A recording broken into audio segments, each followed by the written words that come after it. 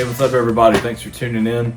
Right now the world's in a crazy place. We're all stuck in a quarantine right now. I know here in North Carolina we are stuck under the stay-at-home order. So that's what we've been up to lately. But staying at home gets a little antsy. I know it's good for the benefit of everyone, but I figured might as well do some installs while we're sitting at home. I know Jonathan's stacking up a pile of parts at his house. I've got some things on the way. But until this kind of is lifted, we can only do minimal things. So thanks for joining us today. Hopefully, maybe you're watching this video like 3 years from now, and at that point, you're like, oh, don't worry, like it ends in a month, everything's fine, and we come up with a cure, and everything's great. But until then, stay safe. But thanks for tuning in today. Today, we're going to work on this Velossa Big Mouth. I think it's technically just a Snorkel is what it's called. It's a great part. Jonathan already has it on his ST. I'd wanted one for a while. They came up with a great deal on one of the forums, so I went and picked it up over this break. It is the Gen 3 Velossa Big Mouth. So the cool thing about this part is Velossa offers this in multiple different color options. You can actually pick your actual snorkel part in whatever color you would like that they offer, as well as the flare can come in multiple options of colors. I think they even offer it without the flare, but a lot of this is not really going to give you a ton of horsepower gains. I mean, I'm sure it'll help the airflow. It obviously is going to put it in a better area to get some cooler air to your engine and to your turbo, but for the most part, it's kind of an aesthetic thing. It's going to look cool. So that's part of where they offer many colors. Jonathan already has one. His is, I think, just black with like the gray because he wasn't sure what he wanted to do as far as a color-wise option. He did ask me, and I'll let you guys know too, if the flare was able to come off so you could repaint it. Whenever I was looking over and examining it, it looks like it's got some glue here, like that it's held down or with something type of resin it's held together so it doesn't fly off. I'm sure if you really wanted to wrestle with it, you could, but honestly, if you decided you wanted to paint it a different color, probably better just tape it off and just spray it that way. Today's install shouldn't be that big of a deal.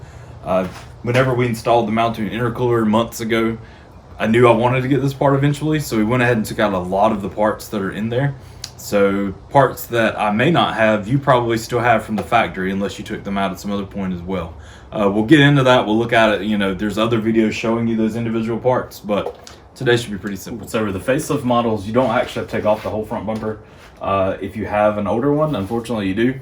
And honestly too, like if you have all your factory parts in there, it may be a little easier for you to take off the whole bumper. But for me, thankfully, we're not doing that today. We're just taking out this grill centerpiece. So we're going to start coming in. It's going to be held in with a bunch of clips all the way around. I was talking with Jonathan about it, and he said to start pulling it because, like I said, Jonathan's already done his. He said some parts are going to feel like it's honestly about to break off, and just keep on pulling at that point. So we're going to do that. Thankfully, there we go. It's not too bad. You know, it's kind of dirty, but it's a car, and we drive it every day. So that's what we're looking at. All right, guys, just wanted to show you, as I mentioned previously, whenever we put the mounting intercooler in my car months back, we knew we were going to be doing this later, so we went ahead and took out some of the factory parts so we wouldn't have to do it now. If you look in here in your factory one, you're going to have like an air dam in this area that would be easier to go and remove out to put this part in. I think also if you want to retain it, you've got to cut out a part, but Velossa shows you where to cut if you do want to keep that. For me, I just went ahead and took it out. Also up in this area, that's where your factory option would be. We went ahead and took that out too, knowing that we were going to be doing this. So just gives you a good shot of where your new one's going to go. It's going to fit right over this. Here's your areas that it's going to connect to. So we're going to get doing that, and I'm going to pop the hood.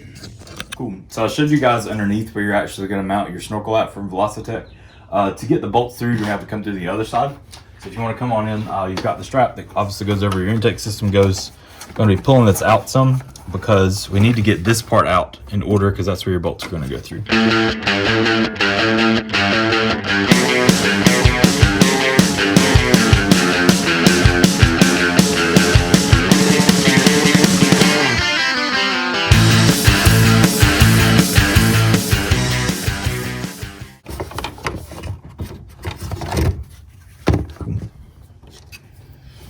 Alrighty, so here's the hardware that came with the kit. It's got everything you need in it. My left hand, this is going to be what's on the passenger side of your car. So if you're facing your engine bay, it's coming on the left. This is what's coming on your right side. So the main thing you need to know, shorter one's on the left, larger one's on the right. So right is driver's side. The spacer is actually going to come on this side. So the bolts are going to come in from the back, and then this will be on the spacers on the right side. Then you put snorkel over and go from there. Alright, I want to show you guys this as well. I went ahead and put the bolts through on the back side. I just mostly did it because I wanted to make sure I had everything in the right place. Plus, if you still have the front bumper on, it is a little bit harder to see what all you're doing there. So if you're doing it by yourself, it's a little on the more tedious side. It's definitely possible. Definitely also probably should scrape my radiator off.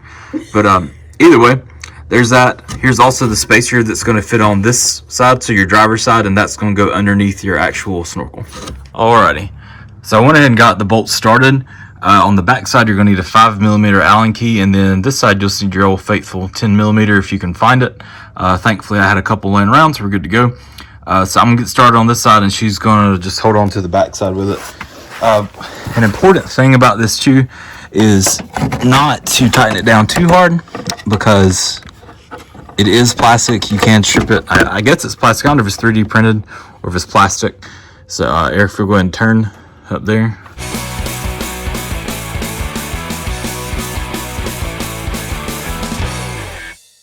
Alrighty, here's just a real quick finished install part. Everything's been tightened down well.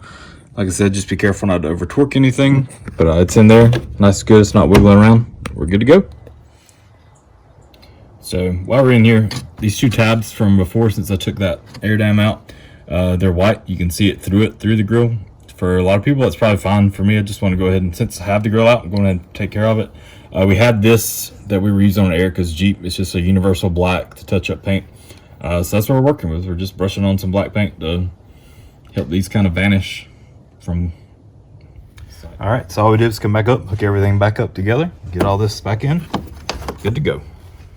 All right, all we got left is just to snap the grill back in. So just start lining her up. Go around all your main spots.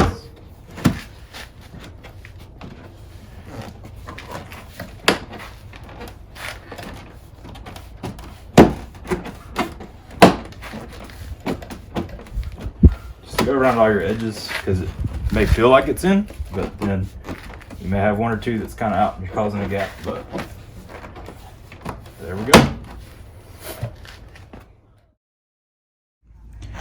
Definitely was pretty easy install. I know some of my parts are already gone, so it definitely made it easier. I would say probably half an hour if I wasn't videoing and everything else at the most. But honestly, even if you had to do the rest, you're probably not looking at much more further, especially since you can just snap the grill out. But got any questions, drop them below. We look forward to helping out any way we can.